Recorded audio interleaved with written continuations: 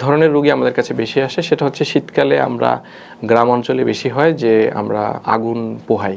তো এরকমভাবে যদি সচেতন থাকা যায় তাহলে এই ধরনের আগুন লাগার কারণে যে রোগীরা দগ্ধ হয়ে আমাদের কাছে আসেন সেই সংখ্যাটা কমে যায়।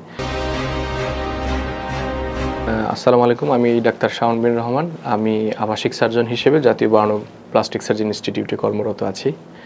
শীতে আসলে পোড়া রোগীর সংখ্যাটা বেড়ে যায় সারা বাংলাদেশ ব্যাপী।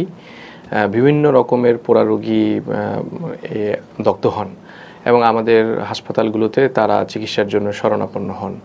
তো অধিকাংশ ক্ষেত্রে যেটা হয় যে আসলে শীতকালে গরম পানির ব্যবহার বেড়ে যায়। গরম পানির ব্যবহার বেড়ে গেলে আমাদের যারা বয়স্ক ব্যক্তি আছেন অথবা যারা শিশু আছেন তারা বেশি আক্রান্ত হন। শিশুরা দেখা যায় ঘরের মধ্যে খেলাধুলা করে, দৌড়াদৌড়ি করে, তখন গরম পানি চুলা থেকে ঘরে নেওয়া বা গোসলের জন্য ওয়াশরুমে নেওয়া, সে সকল ক্ষেত্রে বাচ্চাদের গায়ে গরম পানি পড়ে এবং বাচ্চারা তাদের যেহেতু বডির সারফেস এরিয়া কম, তাদের অল্প বার্নে তাদের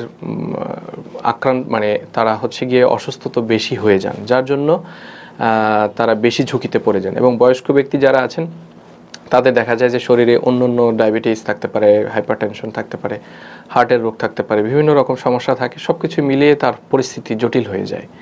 তো এই সময়ে আসলে আমাদেরকে সতর্ক থাকতে হবে যাতে ঘরে শিশু এবং বৃদ্ধ যারা আছে তারা যেন কোনো ক্রমে গরম পানি বহনের ক্ষেত্রে, গরম পানি ব্যবহারের ক্ষেত্রে সতর্ক থাকতে হবে। এবং আমরা যদি সচেতন হই তাহলে এই ধরনের সংখ্যাটা কমে যায়।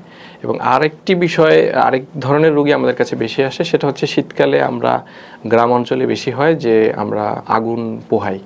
আগুন পোহানোর জন্য আমরা দেখা যায় যে ছাই বলি বা আগুন লাগানোর জন্য যে সকল জিনিসপত্র দরকার সেগুলো থাকে। তখন দেখা যায় যে আমাদের আগুন পোহাতে গিয়ে কাপড়ে অথবা পুরুষদের ক্ষেত্রে লুঙ্গিতে আগুন লেগে যায় এবং আগুন লেগে গেলে সমস্ত শরীর পুড়ে যায়। পুড়ে গেলে দেখা যায় হাসপাতালগুলোতে এই ধরনের রোগীদের সংখ্যা বেড়ে যায়।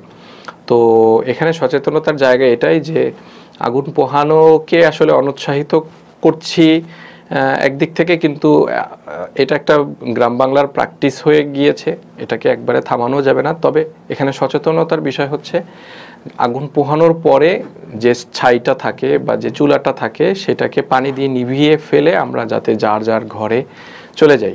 কারণ হয় কি, অনেক সময় গ্রাম অঞ্চলে আপনি আগুন পোহালেন, ছাইটা থাকলো, বাতাস আসলো, বাতাস এসে ছাইটা দেখা গেল গিয়ে ঘরের পাশে অথবা খড়কুটো থাকে সেখানে গিয়ে ওই ছাইটা আগুন লাগায়, তখন অনেকের ঘরে আগুন লেগে যায়। অনেকের দেখা যায় যে মাটিতে যারা শোয়, মাটিতে যারা ঘুমায় তাদের গায়ে আগুন লেগে যায়।